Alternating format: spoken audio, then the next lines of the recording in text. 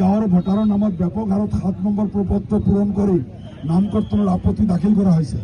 এই আপত্তিকাৰী ব্যক্তিসকলক লগ ধৰি সোধপোছ কৰাত ওলাই পৰিছে যে এজন বিশেষ ৰাজনৈতিক ব্যক্তি আগন্তুক নিৰ্বাচনৰ বৈতৰণি পাৰ হোৱাৰ বাবে সাধাৰণ কিছুমান ব্যক্তিক মাতি আনি 7 নম্বৰ ফৰ্মত চহী লৈ নিজে প্ৰপত্ৰসমূহ অনলাইন যোগে দাখিল কৰিছে। এই অবিবেচকীয়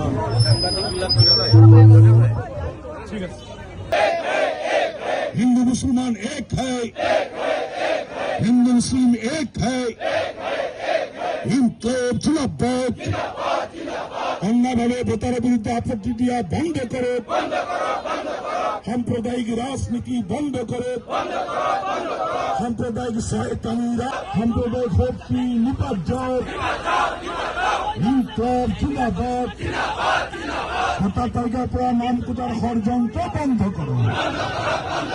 যিমান আপত্তি দিয়া হয়েছে সকল আপত্তি বাতিল করো। হয়, এছাৰৰ বিসংগতি লৈ এতিয়া উমি উমি জ্বলি উঠিছে জুই চাপৰত।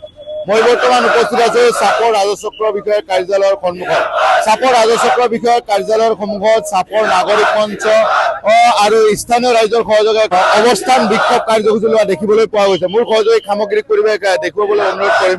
আৰু এনেদৰে যি আসলে অন্যায়ভাৱে যি ভোটাধিকাৰ কৰ্তন কৰা ষড়যন্ত্ৰৰ বিৰুদ্ধে চাপৰ যি নাগৰিক মঞ্চ আৰু চাপৰ ৰাইজৰ আহ্বানত এই অৱস্থান বিক্ষোভ কাৰ্যসূচী লোৱা দেখিবলৈ পোৱা গৈছে চাপৰ ৰাজচক্ৰ বিষয়াৰ কাৰ্যালয়ত। এনেদৰে এতিয়া শ শ ৰাইজে আহি এক প্ৰতিবাদী কাৰ্যসূচী লোৱা দেখিবলৈ পোৱা গৈছে। কৰ্তনৰ যি এক ষড়যন্ত্ৰৰ এক অভিযোগ উত্থাপন কৰি আহিছে স্থানীয় ৰাইজে। আচলতে যি খিলঞ্জীয়া লোক আচলতে দেখি লোকসকল আছে, দেশীসকলৰ ভোটৰ নাম কৰ্তন কৰাত যি ষড়যন্ত্ৰ লিপ্ত হৈছে তাকে লৈ এতিয়া প্ৰতিবাদ কাৰ্যস্থ কৰা দেখিবলৈ গৈছে। মোৰ সহযোগী পুনৰ সামগ্ৰিক পৰিৱেশ দেখুৱাবলৈ অনুৰোধ কৰিম। আৰু আচলতে এনেদৰে যি স্থানীয় ৰাইজসকলে প্ৰতিবাদ কৰা দেখিবলৈ গৈছে। মোৰ লগত এগৰাকী চাপৰ নাগৰিক মঞ্চ এগৰাকী বিষয়বোৰ উপস্থিত আছে। মই তেওঁৰ পৰা কিছু কথা জানিব চেষ্টা কৰিম। আচলতে কি ক'ব এই বিষয়ত? ক'বলগীয়া মানে আমি খুব দুখ আৰু ক্ষোভত আছো এই সময়ত যে 10 নং বিলাসীপাৰা সমষ্টিৰ এজন বিশেষ ৰাজনৈতিক ব্যক্তিয়ে তেওঁ ৰাজনৈতিক স্বাৰ্থ চৰিতাৰ্থ কৰাৰ কাৰণে 2026 নিৰ্বাচনী বৈতৰণি পাৰ হোৱাৰ কাৰণে তেওঁ আজি হাজাৰ হাজাৰ ভোটাৰৰ নামত কিছু ভাড়াতীয়া মানুহ আনি তেওঁ 7 নম্বৰ ফৰ্ম ফিল আপ কৰি আপত্তি দিছে নাম কৰ্তন কৰাৰ কাৰণে। আৰু এই ষড়যন্ত্ৰ যেতিয়া ফাদিল হৈছে তেওঁ মানুহখিনিক নিৰাপত্তা দিব পৰা নাই। এটা সামাজিক এটা অস্থিৰ পৰিৱেশৰ সৃষ্টি হৈছে। হাজাৰ হাজাৰ মানুহ আজি আতংকিত হৈ আছে। আমি এই কাৰণে আজি দাবী জনাইছো, আমি চাৰ্কলৰ বিষয়ৰ জৰিয়তে আমি জিলা আয়ুক্তক আমি দাবী উত্থাপন কৰিম যে আজি যিমান আপত্তি দিয়া হৈছে সমস্ত আপত্তি বাতিল কৰিব লাগিব। কোনো আপত্তি ইয়াত থাকিব নোৱাৰিব। আচলতে যিসকলে আপত্তি দিছে তেখেতসকলে কিন্তু নাজানে আচলতে কি হৈ আছে, যিহেতু আমিও বাতৰি সম্প্ৰচাৰ কৰি আছো। কি ক'ব? হয়, আমি নিজে লগ কৰিছো, আমাৰ ইয়াত আহিছে, তেওঁলোকে ইয়াত বাইট দিব আপোনালোকক যে আমাৰ পৰা সেই বিশেষ ৰাজনৈতিক ব্যক্তিজনে মাতি আনি কিবা কামৰ কাৰণে 7 নম্বৰ ফৰ্মত চহী লৈছে আৰু তাৰ পৰা তেওঁলোকৰ ভোটাৰ আইডি লৈছে। গতিকে সেই মানুহখিনি এতিয়া তেওঁলোকৰ ভয়ত আতংকিত হৈছে যে এজন হিন্দু ভাইয়ে মুছলমানৰ নামত আৰু এজন মুছলমান ভাইয়ে মুছলমান ভাইৰ নামত এই যে অন্যায় আপত্তি দিছে তেওঁলোকে আপত্তি ইচ্ছাকৃত দিয়া নাই।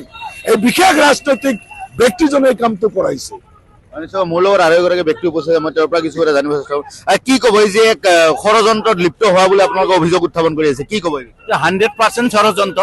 কাৰণ আপত্তি থকা যিসকল মানুহ আছে এইবিলাক ভুৱা। আমি আপত্তিৰ লগত আমি নাগৰিক মঞ্চে যোগাযোগ কৰিছোঁ, তেখেতসকলে কৈছে মই একো নাজানো। এইবাৰ কোনোবা এজনৰ ষড়যন্ত্ৰত আমি ৰাজনীতিৰ বলি হৈছোঁ। আজি নাগৰিকত্ব থকা সত্ত্বেও, এই মাটিৰ মানুহ হোৱা সত্ত্বেও আজি নাগৰিকৰ কৰ্তন হোৱাৰ কাৰণে আমি ইয়াত ক'ব লগা হৈছে। ইয়াতকৈ দুখৰ বিষয় আৰু কি হ'ব পাৰে? মানুহবিলাক আৱেগিক হৈ আছে, কাৰণ ইহঁতসকল প্ৰপাৰ ভাৰতীয় নাগৰিক।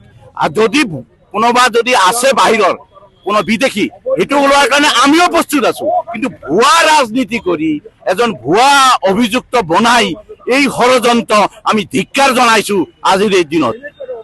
নিশ্চয়কৈ ক'ব লাগিব এনেদৰে যি আচলতে যি এক ৰাজনৈতিক ষড়যন্ত্ৰ হোৱা বুলি এক অভিযোগ উত্থাপন কৰিছে যি স্থানীয় লোকসকল আছে আচলতে ক'ব লাগিব কিছুমান বিশেষ আচলতে যিবিলাকে অভিযোগ দাখিল কৰিছে তেখেতসকলে আচলতে নাজানে যে তেখেতসকলে আচলতে কাৰ নামত অভিযোগ উঠে তেখেতসকলে আচলতে চিনি নাপায় তেখেতসকলে তেখেতসকলক এই নাগৰিক মঞ্চৰ যি বিষয়ববীয়াসকলে যোগাযোগ কৰিছিল কিন্তু তেখেতসকলে কোনো ধৰণৰ নজনা বুলি এক জানিব দিছে আৰু লগতে ক'ব লাগিব যিসকলে আচলতে যিসকলে থলুৱা মুছলমান লোক আচলতে দেখি জনগোষ্ঠীয় লোকৰ যি লোকসকল আছে তেখেতসকলৰ নাম কৰ্তন কৰাকলৈ এতিয়া কিন্তু ক্ষোভিত হৈ পৰিছে চাপৰবাসী এতিয়া লাহে লাহে এক ক্ষোভৰ জুই উদ্গিৰণ হোৱা যেন অনুভৱ হৈছে চাপৰ অঞ্চলত